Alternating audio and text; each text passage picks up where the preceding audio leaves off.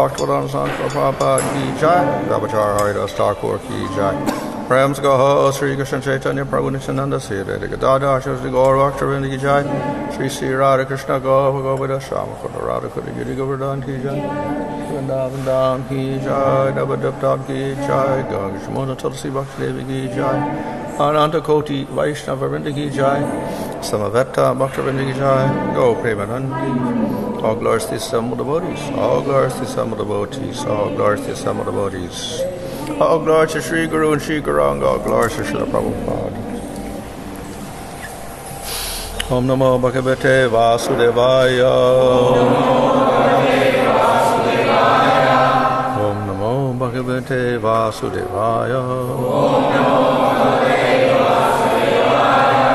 Om Namo Bhagavate Vasudevaya.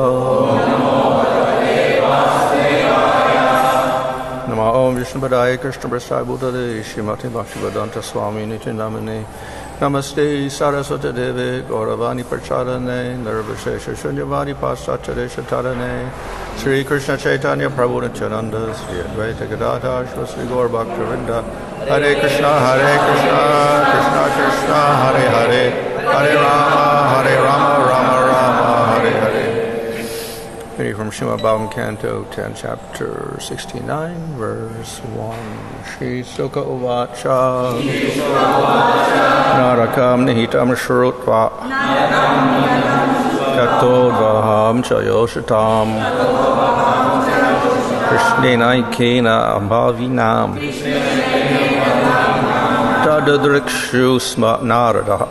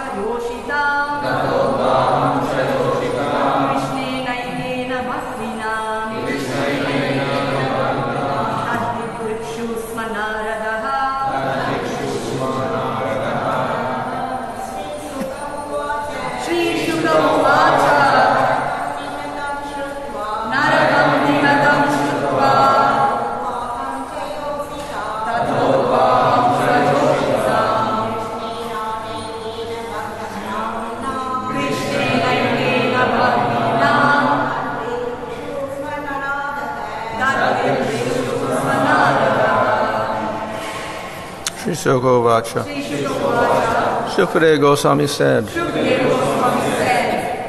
Narakam, the demon Naraka, Nihatam, killed, Shrutva, hearing, Kata, also, Udvaham, marriage, Cha, and Yoshatam, with women, Kṛṣṇa, by Lord Kṛṣṇa, Ekena, one, Bhavinam, with many, Tat, that, Dikshu, wanting to see, Sma, Indi, Nārada.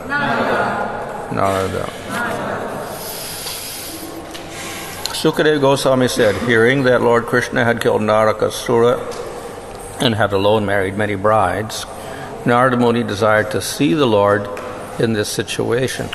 He thought it is quite amazing that in a single body, Lord Kṛṣṇa simultaneously married 16,000 women, each in a separate palace.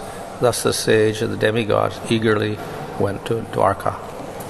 The city was filled with the sounds of birds and bees flying about the parks and pleasure gardens, while its lakes, crowded with blooming Indivara, Amboja, Kalara, Kumuda, and Utpala lotuses, resounded with the call of swans and cranes. Dwarka boasted 900,000 royal palaces, all constructed with crystal and silver, and splendorously decorated with huge emeralds.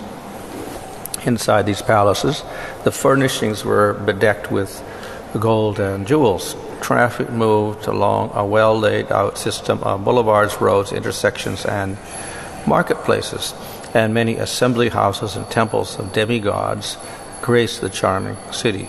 The roads, courtyards, commercial streets, and residential patios were all sprinkled with water and shaded from the sun's heat by banners waving from flagpoles. Purport in Kṛṣṇa, Srila Prabhupada beautifully describes the city of Dwarka as follows. Being inquisitive as to how Kṛṣṇa was managing his household affairs with so many wives, Nārada desired to see these pastimes, and so set out to visit Kṛṣṇa's different homes. When Nārada arrived in Dwarka, he saw that the gardens and parks were full of various flowers of different colors, and orchards that were overloaded with a variety of fruits. Beautiful birds were chirping, and peacocks were delightfully crowing. There were tanks and ponds full of blue and red lotus flowers, and some of these sites were filled with varieties of lilies. The lakes were full of nice swans and cranes whose voices resounded everywhere. In the city, there were as many as 900,000 great palaces built of first-class marble with gates and doors made of silver. The posts of the houses and palaces were decked with jewels such as touchstone, sapphires, and emeralds, and the floors gave off a beautiful luster. The highways, lanes, streets, crossings, and marketplaces were all beautifully decorated. The whole city was full of residential homes, assembly houses, and temples, all of different architectural beauty. All of this made Dwarka a glowing city. The big avenues, crossings, lanes, and streets, and also the thresholds of every residential house were very clean. On both sides of every path there were bushes, and at regular intervals there were large trees that shaded the avenue so that the sunshine would not bother the passerby. In the city of Dwarka was a beautiful private quarter worshipped by the planetary rulers. This district where the demigod Vishvakarma had shown all his divine skill was the residential area of Lord Hari, and thus it was gorgeously decorated by the 16,000 palaces of Lord Kṛṣṇa's queens. Nārada Muni entered one of these immense palaces. Purport, Srila Jiva Goswami points out that Tvashta, Vishvakarma, manifested the expertise of the Supreme Lord, and thus he was able to build such exquisite palaces. Srila Prabhupada writes, the great kings and princes of the world used to visit these palaces just to worship Lord Kṛṣṇa. The architectural plans were made personally by Vishwakarma, the engineer of the demigods, and in the construction of the palaces he exhibited all his talents and ingenuity. So here we have a chapter dedicated to describing the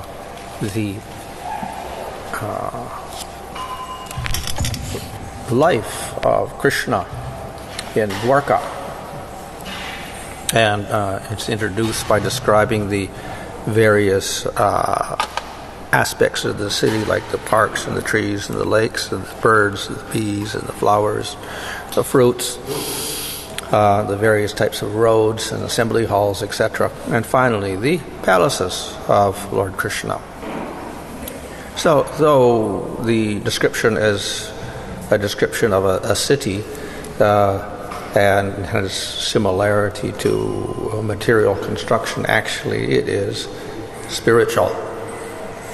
So we know in the spiritual world everything is made of chintamani, etc., and is chit, and no material elements. So similarly, Dwarka is spiritual. And our acharyas describe that even though Kṛṣṇa disappeared from Dwarka apparently after the Yadus fought with each other, and then he was shot by the arrow. Actually, he went back to Vrindavan, to Dwarka, and he still performs his pastimes there. And even though, in one sense, it is said that the city was covered by the ocean, but then it also says that he still performs his pastimes there with the Yadus and Dwarka. So therefore, it's not actually a material place, but it has some correspondence to things in this material world. And therefore, we have descriptions of the parks and the trees, etc. And then there's even a description of the Devata, Vishwakarma, building and designing the city, especially the palaces for Kṛṣṇa. And of course, Vishwakarma is a material demigod, so how can he make something spiritual? The demigods can't really touch the spiritual world, just as Brahma cannot touch the cowherd boys and put them to sleep in a cave, because he's less than them. So similarly, Tvashta as a demigod also cannot really enter and interfere with the city of Dwarka and make all the arrangements. However, by the will of the Supreme Lord and the empowerment of the Supreme Lord, then he can do certain things. So therefore, when he makes a city here, it is not like a normal material city. Of course, Vishwakarma also constructs things in the heavenly planets. But even those things are material. And we can see even the assembly hall that was brought into the material world, again, not really a material thing when it came into the material world. Or the Parijata flower is a material flower, but when it came into Dwarka, then it was not a material flower anymore. So somehow things get transformed by the will of the Supreme Lord, and they're no longer material when they appear within Dwarka, or, of course, any place where the Lord resides in the material world.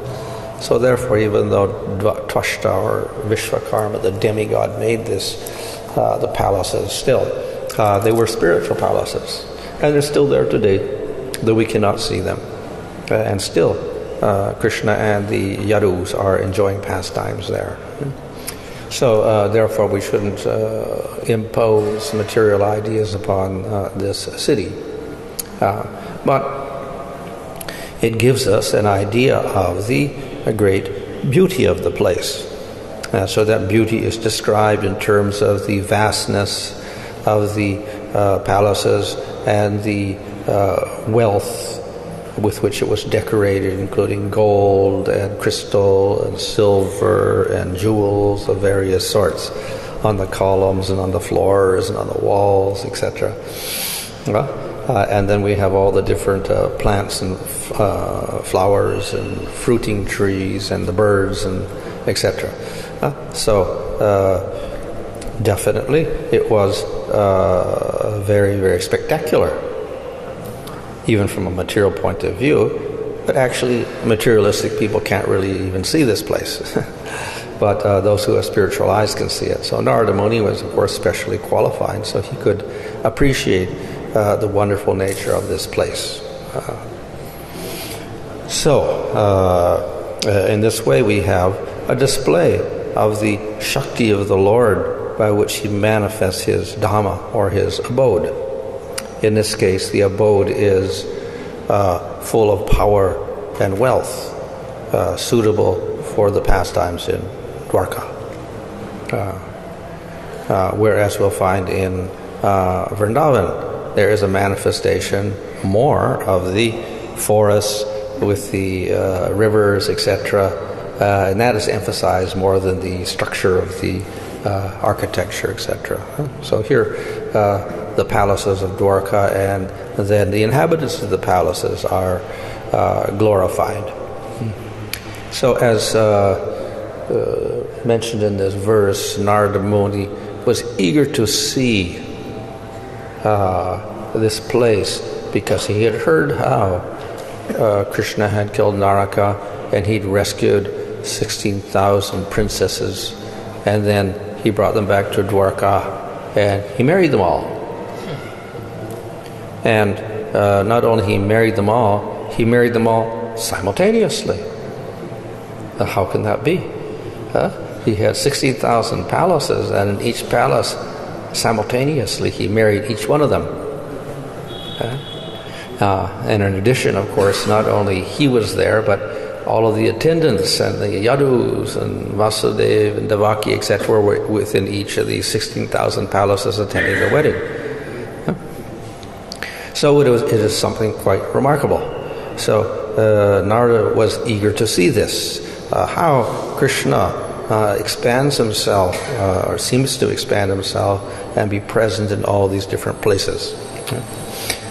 So this is often referred to by our acharyas to show the supreme power of Kṛṣṇa, how effortlessly he can be in different places simultaneously doing different things.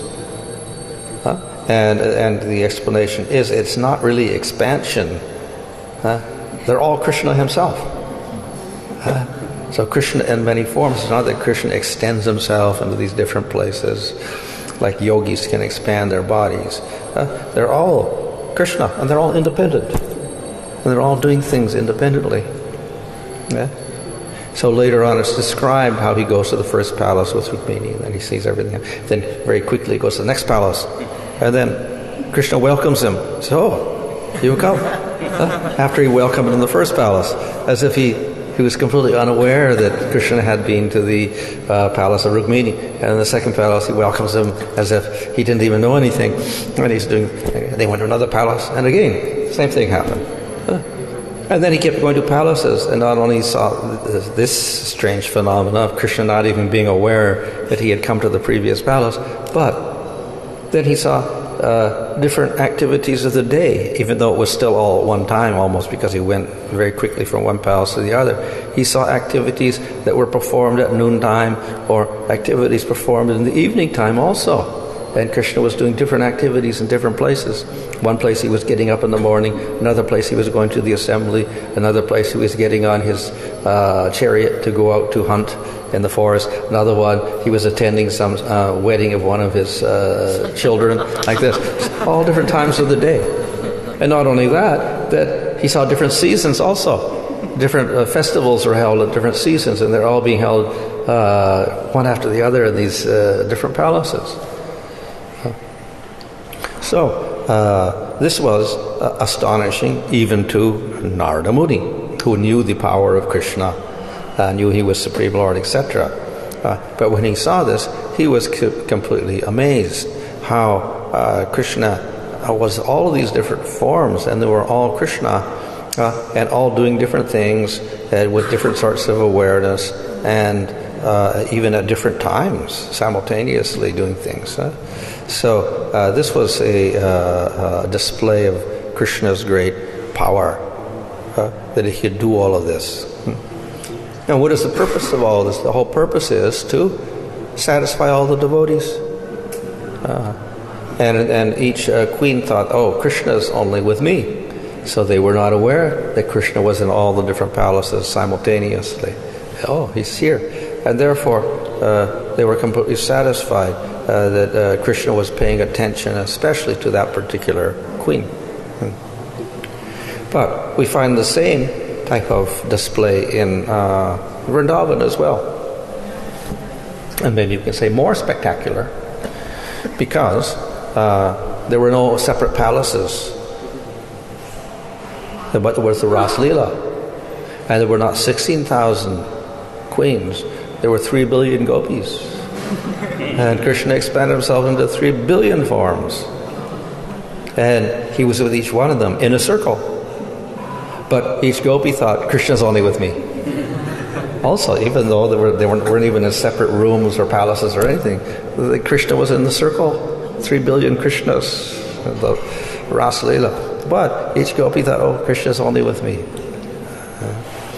So that's even more spectacular display of Kṛṣṇa's powers. And again, why? To satisfy each devotee individually.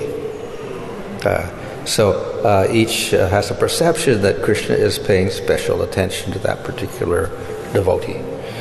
And this way the devotee is completely satisfied. So it's described here how the queens in each palace thought Kṛṣṇa is only here. At certain times he would have to leave. And when he left, then all the forms would join together as one, and then he would go to the assembly hall. So that no one could actually understand that he was in all the different palaces simultaneously. So, very effortlessly, Kṛṣṇa displayed this type of power without people being aware of it even. So one is a spectacular thing that he could do this, expand himself into many forms. The other is that people were not even aware of it, because each person thought, oh, Kṛṣṇa's only with me. So all this is done by Kṛṣṇa without effort. So Nārada Muni was very astonished by this, how this could happen when he saw this. He had heard about how Kṛṣṇa had married them all simultaneously, but when he got there, then he was very, very astonished to see this, even though he sees many spectacular powers of the Supreme Lord. So, one more spectacular thing, of course, is that when he was in each palace marrying each queen, all of the Yadus and Vasudeva and Devaki also got expanded into all the different palaces, and they were also unaware of the other forms. They had expanded in other palaces, and they were individually taking part in each of these weddings. So by the will of the Lord, then all the devotees there expanded their forms and were attending all the different weddings and simultaneously. So there were 16,000 forms of Vasudeva and Devaki attending the different weddings in the different places. So very, very remarkable how Kṛṣṇa could effortlessly do this. And all of this was to satisfy the devotees. So whether it is in Dwarka or in Vrindavan, Kṛṣṇa has these powers. It's also explained, of course, that though Kṛṣṇa displays this power in both places, actually he displays more power in Vrindavan. So even though his special nature in Vrindavan is to display sweetness, which he does, which is superior to the sweetness in Dwarka, still, even in Vrindavan, he displays more powers. So this is one display of the power, how he displays more powers in Vrindavan. So he displayed 16,000 forms in Dwarka, but he displayed 3 billion forms in Vrindavan. And he did that every night. So, very, very spectacular display of power of Kṛṣṇa in Vrindavan. However, nobody was aware of it. So the gopis didn't think, oh, Kṛṣṇa's got all these powers, he's doing this. So very, very discreetly, he was able to manifest his powers and at the same time hide them. because that would interfere with the relationships with his devotees in Vrindavan. So, in this way, the sweetness predominated. So though he did display so many forms in the Ras Leela, this did not disturb the sweetness at all. And rather, the Ras Leela is considered to be the sweetest pastime of all. Not because of display of power, but by display of sweet rasa. So in other words, that display of power did not interfere with the manifestation of sweetness. So therefore it is celebrated as a very, very sweet pastime rather than simply a display of powers. In Dwarka, of course, power is more evident. But even there, he may hide the powers in order to increase the sweetness. So that's the case with the queens here in Dwarka. Though he expands himself into 60,000 forms, and with each queen, nobody is aware of it. And that way, each queen appreciates Kṛṣṇa individually, as if he were only with that particular queen. So he doesn't disturb that conception of the queens. And they don't think, oh, actually Krishna's all powerful, therefore he's simultaneous with everybody. Don't think, Krishna's so wonderful that he's always coming to my place and not with anybody else. So in this way, the loving affection of the queen is increased. So there's some sweetness manifested even there in Dwarka, because he covers up certain aspects of his power there. Therefore, the queens are able to reach a very high level of prema. And it's quite high, but it never equals the prema of the gopis in Vrindavan. So they can come up to a high level, but it's never equal to the intensity of the prema of the gopis in Vrindavan. So that's the difference. But still very, very sweet. And often, to illustrate certain aspects of Madhurya Rasa, our acharyas will quote the queens of Dwarka and their particular symptoms, as described here in the Bhāgavatam also. But even higher than that is the display of prema in the gopis of Vrindavan. So comparatively, the gopis in Vrindavan are superior.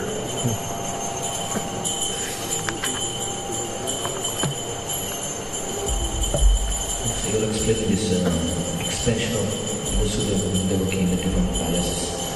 So, if they expand in different palaces, that means whatever they're experiencing, they will experience different things in different palaces. Simultaneously. Without being aware of the other palace. But there is only one soul. How can I experience it? This is the will of Kṛṣṇa. The same happens in Vrindavan or in the spiritual world.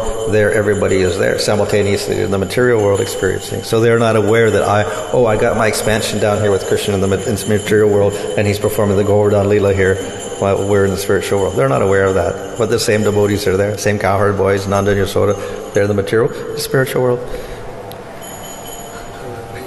But let's say when in the material world, when this Bhagavata said, when they also think themselves as a part of the material world. Yeah.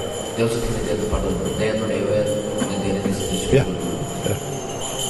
So sometimes there are many... and of course, even in different universes, simultaneously, the pastimes are going on. And they're not aware of that either. And they're Nanda and Yasoda, the cowherd boys are all there, in each of the universes also. Same thing happened for the associate of the Chitra Mahaprabhu. So, although they are Chitra Mahaprabhu, but they are not aware that they are in this spiritual world. So this happened because of this Krishna Lila Sutta. Yeah. He has Shakti, by which we can say Yoga Maya, by which they are not aware of certain things. About this Nārada Muni visiting Bhagavata. See, Nārada Muni says he is a Shakti avatar. Yeah. He's supposed to aware everything, Krishna's potency. But here he is acting like he doesn't know anything. Yeah. So again, Yoga Maya of the Lord operates. Because maybe every day he sees this, but yet he's unaware every day when he sees it that it happened before. Okay. Lord's power. And regarding this, explain this, although this part of the flower it got from this heaven, but although it is supposed to be material, but he was saying that it becomes spiritual. Yeah. Because of this Kṛṣṇa stuff and Kṛṣṇa putting in his palace. Yeah. How is it possible to be material? Well, anything by the will of Kṛṣṇa can be spiritual. So though it starts out as a material thing, when it enters into Dwarka, it becomes spiritual. Even who made this Dwarka, this Vishwakarma, said that, but he's also material. Yeah. He's the material, but he's making the spiritual things. Yeah. So he's empowered by the Supreme Lord to do so. He has special powers. What about Sudharma Bhāgavatam? Sudharma Bhāgavatam, he bought it. Sudharma Bhāgavatam, he bought it from this heaven. Yeah. This also becomes spiritual.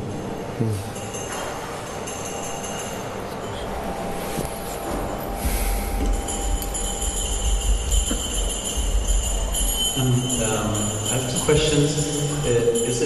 Can we expect to find an archaeological residue of Dwarka even that is Chintamani by nature? What's that? Archaeological?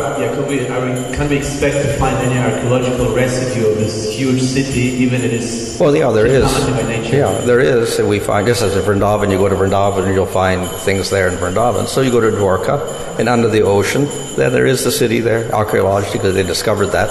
One archaeologist with the divers that went down, and they discovered there was whole structures under the water, so they sunk at a certain point of time. It's not so well, I would say, researched, but it's there, definitely it's there. So yes, there was a city there, and it's now under the water. So that part of it we see. But of course, again, that's the material aspect of it. And beyond that, there is a spiritual city that's still there, and it's still functioning with Kṛṣṇa and his associates also.